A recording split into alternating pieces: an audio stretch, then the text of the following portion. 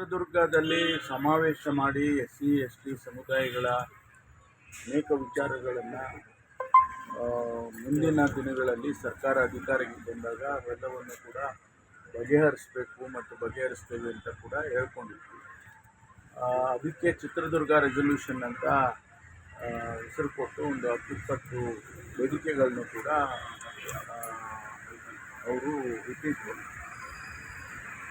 ಆದಮೇಲೆ ಸರ್ಕಾರ ಬಂತು. ಸರ್ಕಾರ ಬಂದಾಗ ಅನೇಕ ಭರವಸೆಗಳನ್ನು ಈಡೇರಿಸ್ತಕ್ಕಂಥ ಕೆಲಸನೂ ಕೂಡ ಸರ್ಕಾರ ಮಾಡಿದೆ.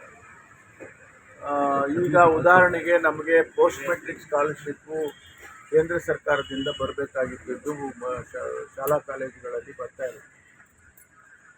ಮತ್ತು SCP ಹಣ, PSP ಹಣ ಕೇಂದ್ರದಿಂದ ಬರ್ತಕ್ಕಂಥ ಆ ಪಾಲು ಕೂಡ ನಮಗೆ ಕಟ್ಟಾಗಿರ್ತಕ್ಕಂಥದ್ದು. ಇವೆಲ್ಲವನ್ನು ಚರ್ಚೆ ಮಾಡಬೇಕು ಮತ್ತು ನಾವೆಲ್ಲ ಒಗ್ಗಟ್ಟಾಗಿ ನಮ್ಮ ಸಮಸ್ಯೆಗಳನ್ನು ಬಗೆಹರಿಸೋದಕ್ಕೆ ಪ್ರಯತ್ನ ಮಾಡಬೇಕು ಅಂತೇಳಿ ಆ ಚರ್ಚೆಗಳನ್ನು ಮಾಡಬೇಕು ಅಂತ ನಾವು ಸಭೆ ಸೇರೋದಕ್ಕೆ ಮಾಡಿದ್ದೆವು. ಈ ಮಧ್ಯೆ ನಾವ್ಯಾರೂ ಇದನ್ನು ಇದು ಡೆಲ್ಲಿಯವರಿಗೆ ಏನು ಹೇಳಿರಲಿಲ್ಲ. ಇದು ನಮ್ಮದೇ ಇಂಟರ್ನಲ್ ಇರೋದ್ರಿಂದ ಡೆಲ್ಲಿಯವರಿಗೆ ಹೇಳೋ ಅವಶ್ಯಕತೆ ಇಲ್ಲ ಅಂತ ನಾವೇನು ಹೇಳಿರಲಿಲ್ಲ.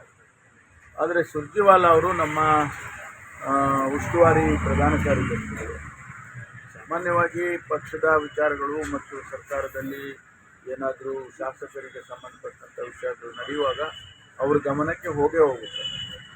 ಅವರು ನನಗೆ ಕರೆ ಮಾಡಿದ್ರು, ದೂರವಾಣಿಯಲ್ಲಿ ಕರೆ ಮಾಡಿ ನಾನು ಕೂಡ ಇದರಲ್ಲಿ ಭಾಗವಹಿಸ್ತೇನೆ. ನಾನು ಅವರಿಗೆ ಆಹ್ವಾನ ಮಾಡಿದೆ, ನೀವು ಬನ್ನಿ, ಇದರಲ್ಲಿ ಯಾವುದು ರಾಜಕೀಯ ಪ್ರೇರಿತ ಅಥವಾ ರಾಜಕೀಯಕ್ಕೋಸ್ಕರ ಮಾಡ್ತಕ್ಕಂಥದ್ದು ಯಾವುದೂ ಇಲ್ಲ, ನೀವು ಕೂಡ ಇದರಲ್ಲಿ ಭಾಗವಹಿಸಿ ಅಂತೇಳಿ ನಾನು ಅವರಿಗೆ ಆಹ್ವಾನ ಮಾಡಿದೆ.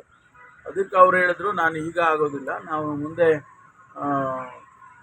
ಸಮಯ ಕೊಡ್ತೀನಿ, ಆಗ ಮಾಡಿ ನೀವು, ನಾನು ಕೂಡ ಭಾಗವಹಿಸ್ತೀನಿ ಅಂತ ಹೇಳಿ ಸದ್ಯಕ್ಕೆ ಮುಂದಕ್ಕೆ ಹಾಕಿ ಅಂತ ಹೇಳಿ ಪ್ರಧಾನ ಕಾರ್ಯದರ್ಶಿಗಳು ಹೇಳಿದ ಮೇಲೆ ನಮ್ಮ ಪಕ್ಷದಲ್ಲಿ ಅದು ಹೈಕಮಾಂಡಿನ ಸೂಚನೆಗಳು, ಹಾಗಾಗಿ ಅದನ್ನು ಮುಂದಕ್ಕೆ ಹಾಕಿದ್ದೀವಿ. ಕ್ಯಾನ್ಸಲ್ ಮಾಡಿಲ್ಲ, let me correct this, cancel ಮಾಡಿಲ್ಲ, ಮುಂದಕ್ಕೆ ಹಾಕಿದ್ದೀವಿ. ಅವರ ಸಮಯನೂ ತಗೊಂಡು ಅವ್ರ ಜೊತೆಯಲ್ಲೂ ಕೂಡ ಕರೆದು ಚರ್ಚೆ ಮಾಡ್ತೀವಿ. ಡಿನ್ನರ್ ಅಂತ ಹೇಳಿದ್ವಿ, ಡಿನ್ನರ್ಗೂ ಡಿನ್ನರ್ ಅಂದರೆ ನೀವು ಈ ಡಿನ್ನರ್ ಬಗ್ಗೆ ಭಾಳ ಏನೇನೋ ವ್ಯಾಖ್ಯಾನ ಮಾಡ್ತೀರ ನೀವು. ಡಿನ್ನರು ಅಂತ ಅಂದರೆ ಊಟ, ಮೀಟಿಂಗ್ ಇರುತ್ತಲ್ಲ ಸರ್. ಫಸ್ಟ್ ನಾನೇನು ಹೇಳಿದೆ ನಿಮಗೆ ಅಂದರೆ ಊಟಕ್ಕೆ ಮೊದಲು ಚರ್ಚೆಗಳು ಮಾಡ್ತೇವೆ. 7 ಗಂಟೆಗೆ ಕರೆದಿದ್ದೇನೆ. 7 ಗಂಟೆಗೆ ಕರೆದಾಗ ಒಂದು 2 ಅವರ್ ಚರ್ಚೆ ಆಗ್ಬೋದು, 3 ಅವರ್ ಆಗ್ಬೋದು. ಆಗ ಊಟದ ಸಮಯ. ನಿಮ್ಮ ಮನೆಗೆ ಹೋಗಿ ಊಟ ಮಾಡ್ಕೊಂಬಿಡ್ರಿ ಅಂತ ಹೇಳೋ ಬದಲು ನಾವೇ ಊಟ ಕೊಡ್ತೀವಪ್ಪ ಅಂತ ಊಟದ್ದು ಒಂದು ಏರ್ಪಾಟ್ ಮಾಡಿದ್ದು. ಅದೇ ಡಿನ್ನರ್ ಮೀಟಿಂಗು ಅಂತ ನೀವು ಹಾಕೊಂಡು ಹೊಡಿತಾ ಇದ್ದೀರ. ಈಗ ನಾವು ಹೊಡಿಯೋದು ಬಿಡಿ ಸರ್, ನಾವು ಹೊಡಿಯೋದು ಬಿಡಿ. ಹೈಕಮಾಂಡ್ ಅವರು ಗೊತ್ತಿರ್ಬೇಕಲ್ಲ, ಬರೀ ಡಿನ್ನರ್ಗೆ ಸೇರ್ತಾ ಇದ್ದಾರೆ, ಅದನ್ನು ಮಾಡಕ್ ಬಿಟ್ಬಿಡ್ಬೇಕಾಗಿದೆ. ನಾವು ಹೋಗಿ ಅವರು ಏನು ಅವರು ಬಂದಿದ್ರಲ್ಲ ನಮ್ಮ ಚಿತ್ರದುರ್ಗ ಸಭೆಗೆ, ಅವರು ಬಂದಿದ್ರು. ಸನ್ಮಾನ್ಯ ನಮ್ಮ ಅಧ್ಯಕ್ಷರಾದಂಥ ಮಲ್ಲಿಕಾರ್ಜುನ ಖರ್ಗೆ ಅವರು ಬಂದಿದ್ದರು, ಪ್ರಧಾನ ಕಾರ್ಯದರ್ಶಿಗಳು ಬಂದಿದ್ದರು.